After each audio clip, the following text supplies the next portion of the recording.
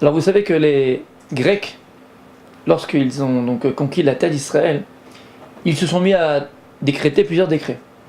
Alors il y a des décrets qu'on comprend, il y en a un qu'on a du mal à comprendre.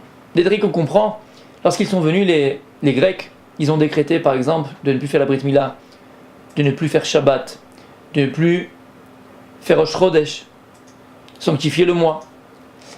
On peut comprendre, parce qu'ils voulaient détacher le Am Israël, le peuple juif, à la Torah et à Kadosh Baruch Hu. Mais il y a un décret qu'on n'arrive pas à comprendre.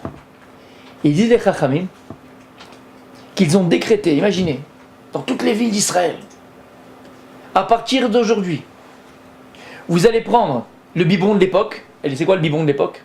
Vous savez qu'ils utilisaient Keren Hashor, ils utilisaient les cornes de taureau, cornes de bœuf, pour donner du biberon aux enfants, pour allaiter les enfants, c'est pour exprimer ainsi. Et ils ont dit, vous prendrez maintenant Keren Hashor, vous prendrez une corne de taureau, et vous écrirez dessus En lanu chelek belokei Israël. On n'a plus de place dans le Dieu d'Israël. Voilà, on ne comprend pas. C'est comme si je vous disais aujourd'hui, on va écrire des t-shirts, je n'aime plus Dieu, chas v'shalom. Voilà, qu'est-ce que ça va faire? En quoi maintenant cela allait influencer sur le fait que maintenant, grâce à ça, l'homme Israël allait moins servir Dieu? Les bébés allaient moins servir Dieu plus tard? Alors qu'est-ce que c'est en fait? Qu'est-ce que les Grecs ont voulu faire par là en inscrivant sur Keren Hashor, la corne d'un taureau, En lanu chelek belokei Israël. On n'a pas de place dans le Dieu d'Israël. Alors écoutez bien, je pense que c'est quelque chose de magnifique. Pour comprendre, on va s'arrêter sur une Gemara, le Talmud dans Maseret Baba Kama. Vous savez que le Talmud de Baba Kama nous parle de tous les problèmes d'endommagement. Et là-bas, on nous dit, première Mishnah, Arba Avot Nezikim. Il y a 4 paires d'endommagement. Shor, Bor, Mavé, Ever. Le taureau, le shor, c'est le taureau. Le bor, c'est un trou qu'on creuserait et une personne tomberait dedans. Mavé, c'est une discussion à savoir si c'est les dents d'un animal qui mangerait ou bien c'est un homme qui endommagerait son prochain. Et la Gemara, elle conclut que c'est un homme. Et Ever, c'est le feu. Donc il y a 4 paires d'endommagement. C'est-à-dire que dans la Torah, au niveau de la législation, on va dire de la Torah, le Din Torah, il y a 4 paires, 4 principaux responsables. Maintenant, il y aura des toladot, il y aura des choses qui vont découler de cela, et dont la Torah dit que si ces choses-là ont endommagé, par exemple, un taureau en connaît le taureau de son prochain, ou une personne elle va creuser un trou, une personne va tomber dans ce trou-là, ou si maintenant un homme va endommager par son corps, ou si par exemple j'allume un feu et ce feu va dévorer le champ de mon voisin. Là, tu devrais payer. On ne rentre pas dans les détails de la halacha et du din de la Torah. En tout cas, ce sont les 4 paires d'endommagement. Et de ces 4 paires-là va découler on va dire, ce qui va être engendré de cela. Mais on voit qu'un des paires de ces endommagements, c'est le shor, c'est le taureau. Et là, Gemara nous dit que le taureau en lui-même, il se divise en 3 paires d'endommagement. Le taureau, il a 3 façons d'endommager. Et on lui dit, régel, par son pied, par ses pieds, chêne, par ses dents, par sa bouche, et keren, par ses cornes. Et là, Gemara va analyser, le Talmud va analyser ces 3 principaux causes d'endommagement qui caractérisent le shor, le taureau. Et le premier, on a dit, c'est quoi? C'est régel, c'est les pieds du taureau. C'est-à-dire que lorsque la bête, elle avance, non pâturage, elle avance dans la rue, à l'époque, d'accord, c'était les animaux, et pas encore les voitures.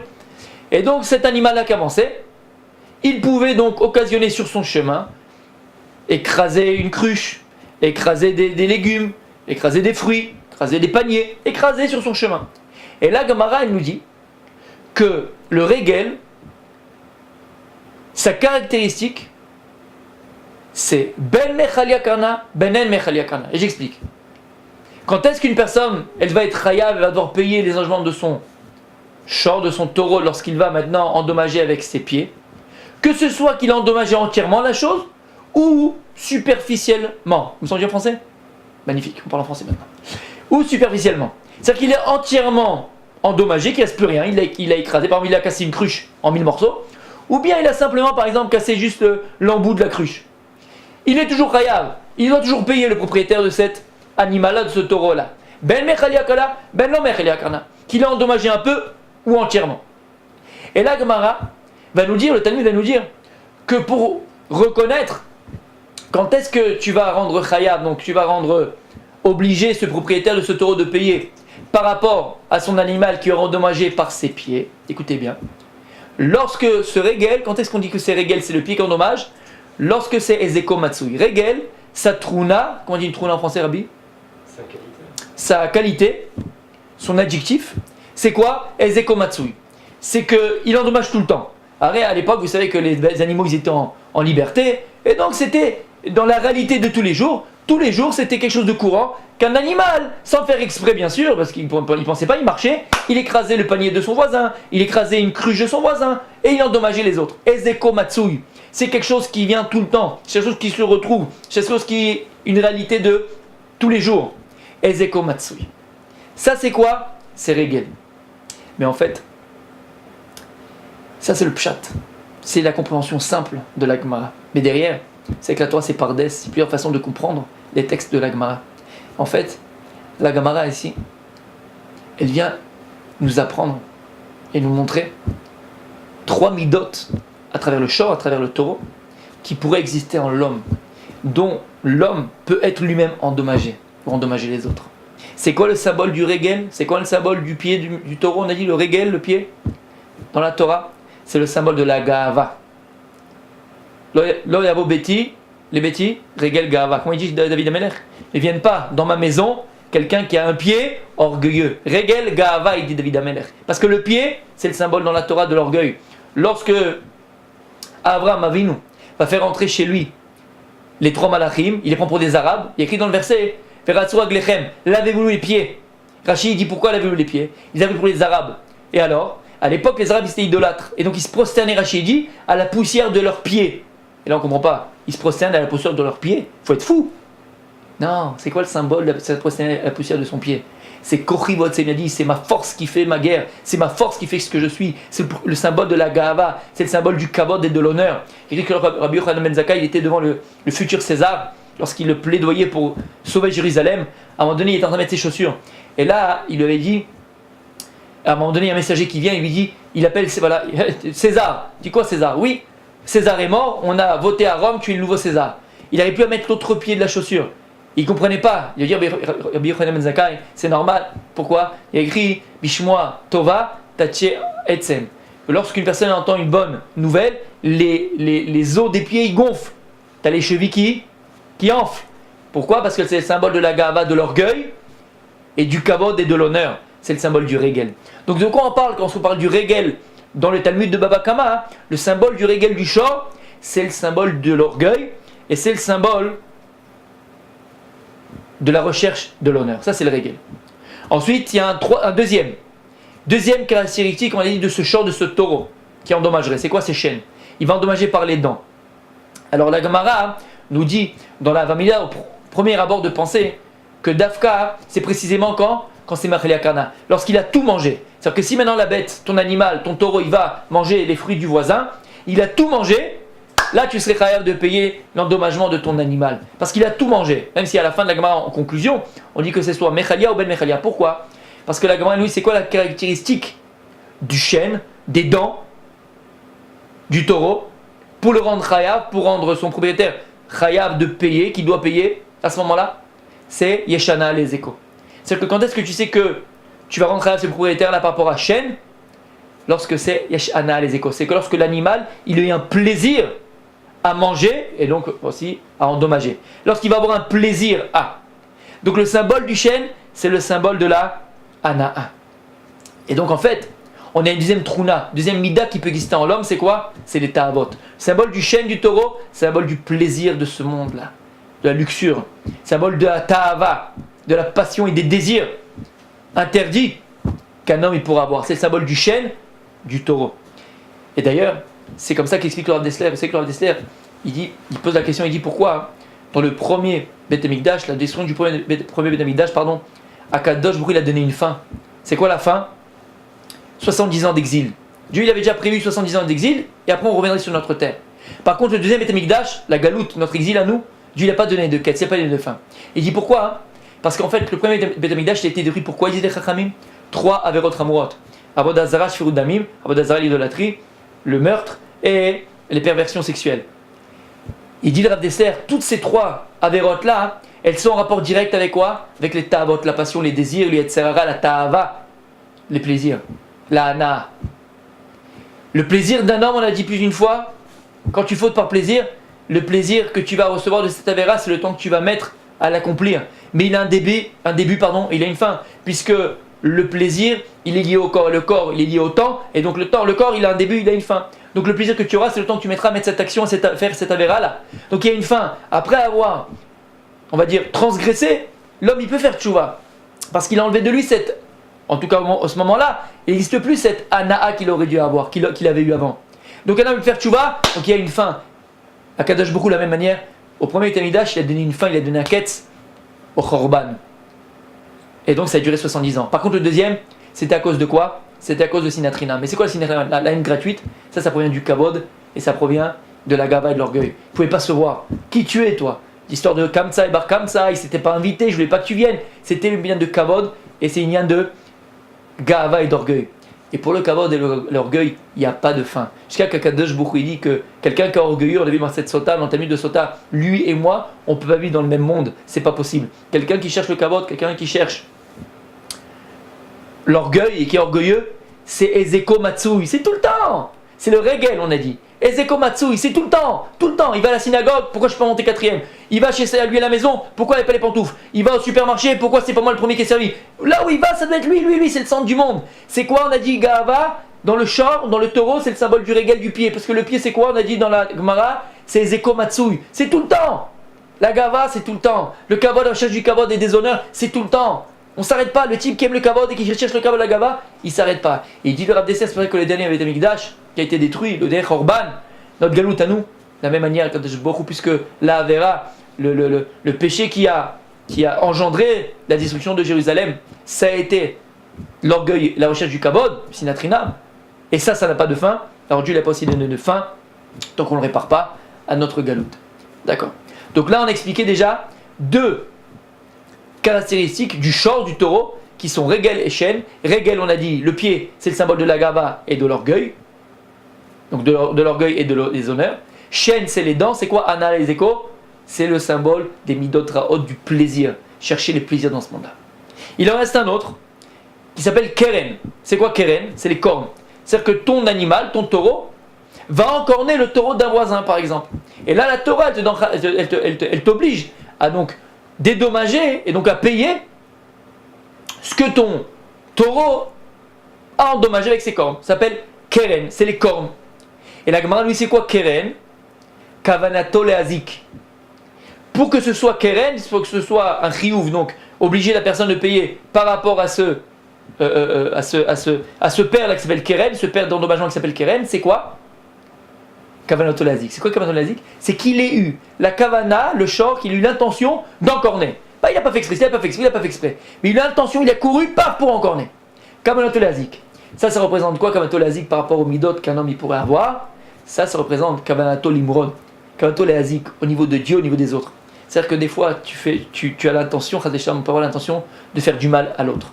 Dans l'action, tu vas le frapper par exemple. Dans l'action, ou par la parole, la shonara. C'est-à-dire que tu vas tout faire pour faire du mal à l'autre. Ou chas v'shalom, te rebeller contre Kadosh Baruch Hu. C'est le symbole de la rébellion. Kavanato leazik, l'intention de faire du mal. C'est l'intention de faire du mal, l'intention de me rebeller, l'intention de faire du mal à mon prochain, ou l'intention de me rebeller contre Dieu. Donc on voit que le shor de la Gemara, lorsque la Gemara dans le Talmud de Baba Kama nous explique qu'est-ce que c'est shor, alors au niveau du pshat, comme on l'a expliqué, au niveau du remez, de l'allusion, on parle surtout des midot qui peuvent exister en toi. On a dit c'est quoi? Regel, Shen, Vekeren. Regel, c'est le pied de l'animal qui représente la gava, l'orgueil qui peut exister en nous. Et Zeko Matsui, parce que c'est tout le temps. Shen, Yeshana les échos. C'est quoi? C'est qu'il y a un plaisir à. Et donc c'est les ta'avot que l'homme peut avoir, les plaisirs que l'homme peut avoir, les passions que l'homme peut avoir, les pulsions que l'homme peut avoir. Troisième, c'est Keren, c'est quoi? Kavanato leazik. L'intention de faire du mal à l'autre, l'intention de se rebeller contre Kadosh Baruch Hu. Trois midot qui peuvent exister en l'homme, qui représentent, selon la Gemara, Shor, le taureau de la Gemara, le taureau de la Torah, le taureau que la Torah nous dit, pour lequel l'homme, si son taureau va endommager, voilà pourquoi il est chayav. Il a fait merde. Maintenant, on peut peut-être comprendre Pourquoi les Yévanim? Pourquoi les Grecs? Pourquoi les Grecs? Ils ont, on a dit, décrété que sur une corne de taureau, avec laquelle on allaitait les enfants, à l'époque, on va écrire En lanu chelek be'Elokei Israël. On n'a aucune place dans le Dieu d'Israël. Pourquoi? Pourquoi dans un Keren Hachor? Pourquoi inscrire ça? Parce qu'en fait, ils voulaient, pardon, les Grecs, enraciner, inculquer au plus profond de la jeunesse et des enfants, puisque c'était les bébés qui étaient allaités. Ces trois midot raot, soit ces trois traits de caractère qui sont l'orgueil et l'honneur, les plaisirs et les pulsions, l'intention de faire le mal aux autres et vis-à-vis de Dieu, ou dès le plus jeune âge. Comment? Par le Keren Hachor. Parce que le shor, le symbole du shor dans la Torah, du taureau dans la Torah, c'est le symbole de ces trois midot raot, ces trois traits de caractère néfastes qui détruisent une personne. Par cela même, en allaitant les enfants et en écrivant dessus En lanu chelek be'Elokei Israël, c'était de faire enraciner dans le cœur de chaque enfant, chaque petit juif, ces trois traits de caractère qui sont complètement néfastes. Et si vous allez me dire maintenant, mais quel rapport? Et c'est la question qu'on a posée. Parce qu'ils vont boire de ce shor-là, de cette corne du taureau, alors ça va influencer automatiquement. Vous savez, on avait dit plus d'une fois qu'Akadosh Baruch Hu, tout ce qu'il a créé dans le monde, il l'a créé avec une force d'influence. Tout ce que Dieu a créé dans ce monde, il l'a créé avec une force d'influence. On va donner quelques exemples. On voit que lorsque David Amelech va ordonner à ses sujets de prendre son fils Shlomo pour le oindre en tant que nouveau roi sur Israël, qu'est-ce qu'il va dire à ses sujets? Vous allez le prendre Benachal Etan. Vous allez prendre un fleuve qui s'appelle Etan. Nachal Etan, on va expliquer ce que ça veut dire, mais la question elle se pose, pourquoi il a été obligé, il leur a dit, allez le prendre là-bas, 30 km de Jérusalem, et là-bas vous allez le oindre et le faire roi sur Israël. Pourquoi tu ne le fais pas devant ta cour? Tu le fais dans le palais du roi, toute la cour elle est là, tout le monde le voit, ça y est, Shalom Israël. Tu vas le prendre, 30 km, aller jusqu'à Nachal Etan, pourquoi faire? Ils disent les commentateurs, écoutez bien, c'est quoi Nachal Etan? Etan c'est la force. Etan en français, c'est la force, la puissance. Et ils disent que David Amelech par là, il voulait donner un signe à la royauté de Shlomo Amelech, influencer la royauté de son fils Shlomo Amelech. Quoi? De la même manière que le fleuve Nachal Etan, il avait une puissance, un chosek extraordinaire, une puissance extraordinaire. Ça serait un signe que la royauté de mon fils, Shlomo Amelech, elles sont aussi puissantes. Et d'ailleurs, c'est ce qui s'est passé. C'était l'apogée du peuple juif. Quel rapport? Pourquoi tu es là-bas? Parce que ça va influencer sur. On voit que l'endroit où tu te trouves l'influence sur après ton futur. Plus que ça, on voit à Rosh Hashanah. Rosh Hashanah, au début de l'année, on prend une pomme, on le met dans le miel, on mange le miel, on mange des sésames, on mange des grenades, on fait un Yeratzon. Alors tout le monde pense que c'est un peu folklorique. C'est faux. C'est faux, c'est pas un folklore. Il faut comprendre que lorsque les Rachamim ils ont donné ces simanim, ce sont des simanim qui ne sont pas au hasard. Et que lorsque je vais prendre la pomme avec le miel au début de l'année, comprends que ça va influencer sur toute l'année. Ça va avoir une influence sur moi, sur ma façon de voir la vie, de voir ma nouvelle année. Pareil, si on va plus loin encore, l'influence par exemple des murs d'une maison. Les gens se disent, ça va, faut pas arrêter, ça va, c'est bon, une maison c'est quoi? C'est inerte les murs. Mais t'es fou quoi. Les murs d'une maison, elles ont une influence sur l'endroit. C'est pour ça que lorsqu'on déménage ou on aménage dans une nouvelle maison, il faut faire Hanoukat Baït, inaugurer la nouvelle maison, avec du Zohar, avec de la Mishnah, avec de la Gemara. Pourquoi? Parce que si jamais dans ces murs-là, il y avait des influences négatives par rapport aux gens qui habitaient dedans, par exemple des maladies, ou des divorces, ou je ne sais pas quel encore traduit qui pourrait se trouver dans cette maison-là, par ce limoud qu'on fait ce soir-là, par cette étude qu'on fait ce soir-là, alors on enlève toutes ces influences négatives et on met du positif dans la maison. Parce qu'il n'existe rien qui n'a pas d'influence. Donc, on comprend bien que les Banim, les Grecs savaient ça. Et donc, le shor, le symbole du Keren Hachor, le symbole de la corne du shor du taureau, elle avait cette influence, était capable d'influencer ces trois, on a dit, traits de caractère néfastes à l'enfant. Ça, c'était leur intention. Mais ce qu'ils n'avaient pas compris, et c'est la même erreur qu'avait fait Aman à l'époque de Purim. Aman à Purim, qu'est-ce qu'il a dit? Il a fait jeter les dés. Et c'est tombé le 7 Adar. Il a dit, waouh, magnifique, c'est un bon signe. Pourquoi? C'est un bon signe pour tuer les Juifs. Parce que c'est le jour où Moshe Rabbeinu il est mort. Sur ça, il n'avait pas compris qu'Akadosh Baruch Hu déjà, il avait déjà prévu le médicament avant la maladie. Parce que le 7 Adar, c'est vrai que c'est le jour où il est mort, mais c'est aussi le jour où il est né. Les Evanim, ils n'ont pas compris non plus. Ils ont voulu influencer par ce Keren Achor, par cette corne de taureau, tout ce qu'on vient d'expliquer, dans l'enfant, dans le petit juif. Mais ils n'avaient pas compris qu'avant eux, il y avait déjà un de nos patriarches, un de nos pères, qui avait déjà été métaken, qui avait déjà arrangé, et qui nous avait légué en nous cette possibilité de combattre ces trois midot raot. C'est qui? C'est le short de la Torah. Rabbi Yosef, c'est qui le short de la Torah? C'est Yosef! C'est Yosef Hatzadik. On voit dans le Talmud de Baba Kama, la Gemara elle dit, dans la page Amoud Bet, c'est la page B. Et c'est marrant que c'est au même endroit. Pourquoi? La Gemara dit, Bechor Shoro Adarlo, Pekarnerem Karnav. De qui on parle Bechor Shoro Adarlo? C'est la bracha que Yaakov a fait à son fils Yosef. Yosef, il est comparé au shor dans la Torah. Yosef Hatzadik est comparé au taureau dans la Torah. Bechor Shoro Adarlo, c'est la bracha qu'il lui a fait son père Yaakov. Plus que ça, il y a écrit dans le Sefer Yechezkel, lorsque le prophète Yechezkel, un avis, il a vu le trône céleste. Alors dans le premier, c'est pas le premier chapitre, mais première fois où il s'exprime, Yechezkel, un avis, il dit que j'ai vu un aigle, j'ai vu un taureau sur le trône céleste, j'ai vu un lion et j'ai vu Adam, j'ai vu la tête d'un homme. Quelques chapitres plus tard, il dit le Yechezkel, quand il redécrit le trône céleste, il dit j'ai vu un aigle, j'ai vu le visage d'un enfant, un krouv, les krouvim c'est le visage d'un enfant, j'ai vu un lion et j'ai vu un Adam, j'ai vu un homme. Et là on ne comprend pas pourquoi il a changé. Au début tu m'as dit qu'il y avait un aigle, un shor, un taureau, donc un lion et un homme.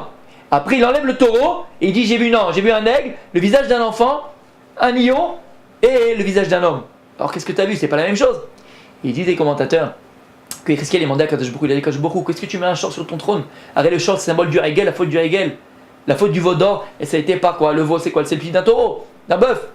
Alors c'est pas bien Kadosh Baruch Hu, que tu es toujours devant toi l'accusateur du peuple juif, il faut que tu le changes. En quoi il a changé?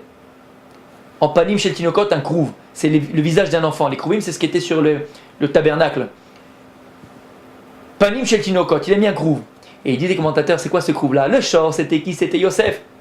Quand il a changé le shor, il a mis le visage de Yosef Hatzadik. L'enfant, Yosef quand il était enfant. Et Adam, c'était qui Adam? C'était Adam Arishon, mais aussi c'était Yaakov Avinu. Puisque Yaakov Avinu avait le même visage que Adam Arishon. Donc dans le Kisei HaKavod, il y avait Yosef et Yaakov Avinu. Et Yosef, qui était d'abord le shor, il a été transformé en le visage de Yosef. Donc on voit encore une fois que Yosef Hatzadik c'est le symbole du shor.